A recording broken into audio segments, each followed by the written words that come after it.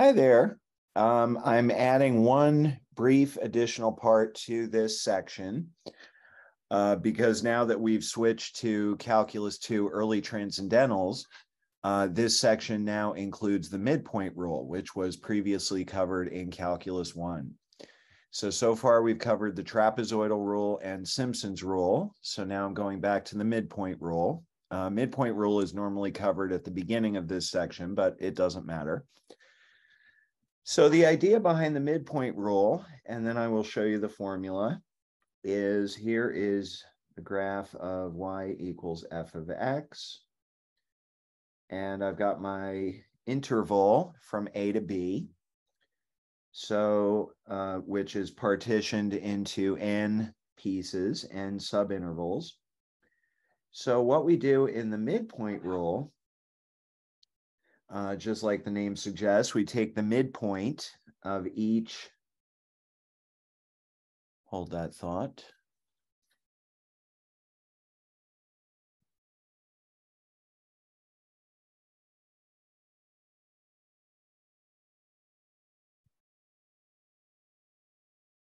Okay, this thing is being difficult. I just realized that my labeling is a little bit off here. Okay, let me just do this over. I was actually trying to pause my recording and I couldn't get that control to come up. All right. And I was even thinking about this while I was writing it. X0 is the same thing as A, so that should be there. This is X1, this is X2, X3, up to X sub n minus 1s. And then B is also called X sub n. Okay, all right. Off to a little bit of a rough start. Hopefully it gets better. Okay, so what we do with the midpoint rule. Okay, just wanted to double check I wasn't going to mess up the notation again. So, like the name suggests, you take the midpoint of each subinterval, and those midpoints are called C1, C2, C3,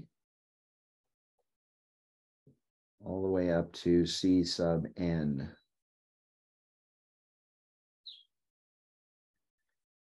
So this is kind of similar to the trapezoidal rule, except we will be approximating the area using rectangles instead of trapezoids, okay? So if I evaluate my function at each of the C sub k's, and then use that value to approximate the value of the function throughout that whole interval, you end up with something that kind of looks like this.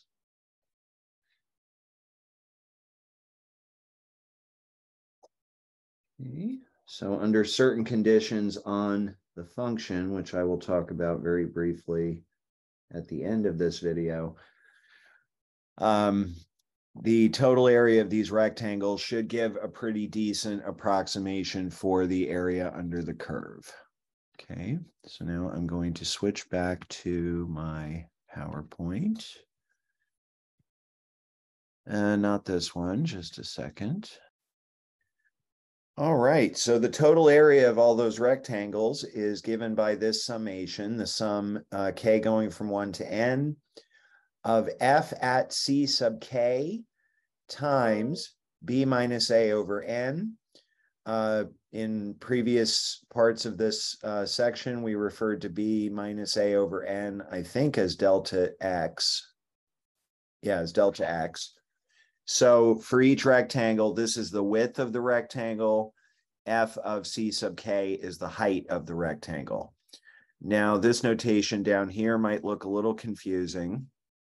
It is simpler than it looks. So this is just the summation all written out. So c sub k is the mean or the average of x sub k minus 1 plus x sub k over 2. So for example, c sub 1 is x sub 0 plus x sub 1 over 2. And x sub k is equal to a plus k times delta x. Okay, so I think it's simpler to think of that as delta x than like that. Okay, so let's do an example. I decided to do the same example we did with the trapezoidal rule because I thought it might be fun to compare the answer. We're going to use the midpoint rule with n equals 4 to approximate the integral from 2 to 4 of 1 over s minus 1 squared ds. All right. So switching over to the tablet.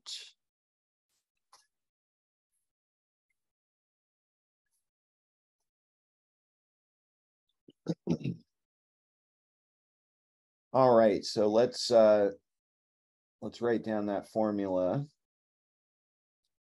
This is going to be approximately the sum k going from 1 to n of f at c sub k times b minus a over n. Okay. Oops. So the tricky part of this is actually just finding the values of the c sub k's, and I'm going to use the calculator to help with that part. So let's find C1 first. Remember that on the PowerPoint slide we were just looking at, it said that, it said that C1 is equal to x0 plus x1 over 2. Okay, and then it said, hold on, I'm going to just double check to make sure. No, I can do this. It said that x sub k was equal to a plus k times b minus a over n. So I'm just going to use that to find x1. So x1 will be a plus 1 times b minus a over n. And of course, in this problem, a is 2, b is 4, and n is 4. Okay. 4 minus 2 over 4 is 2 over 4. 2 over 4 is 0.5. So this comes out to 2.5. All right. So C1 is just going to be the average of x sub 0, which is a, and x1, which is 2.5. So C1 will be x0 plus x1 over 2, which is 2 plus 2.5 divided by 2, which comes out to 2.25. Okay, so now I'm going to use the calculator to generate the rest of my c sub k's and also to evaluate them in this function. So what you're going to do with your calculator is set table start to C1, which is 2.25. And then just like before, you're going to set delta table to delta x, which is b minus a over n. And in that case, that is 0.5. Okay, I'm going to pause you for a second while I plug in the calculator.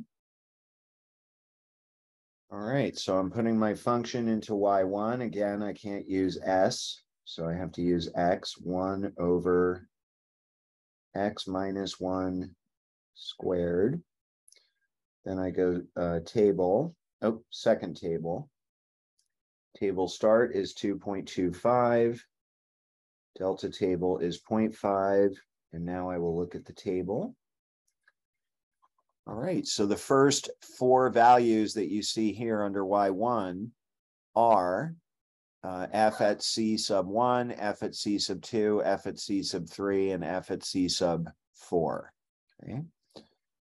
All right, so we'll make a note of these 4 values. We're not going to be able to see them when I start writing them on the tablet.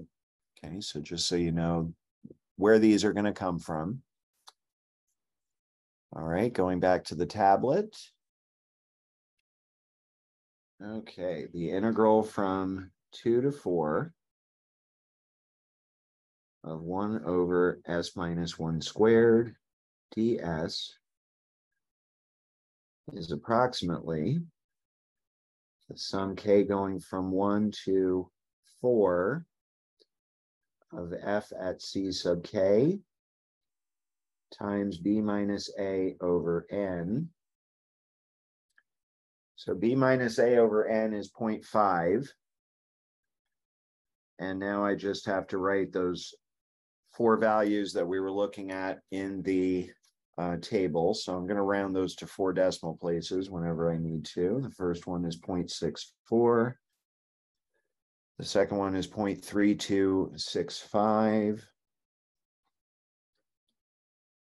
The third one is 0.1975.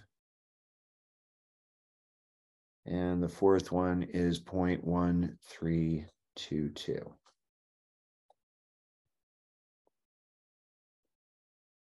All right. And now crunching those numbers, we get that that comes out to